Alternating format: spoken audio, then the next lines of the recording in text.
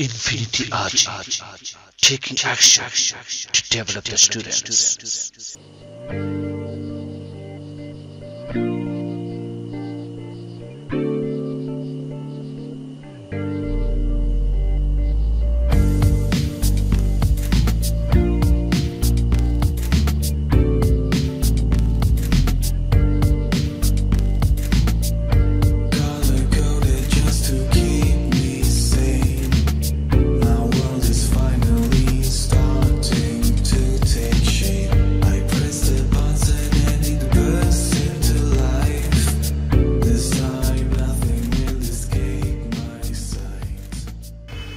Hello guys, good morning. Nice to meet you. I am Adi.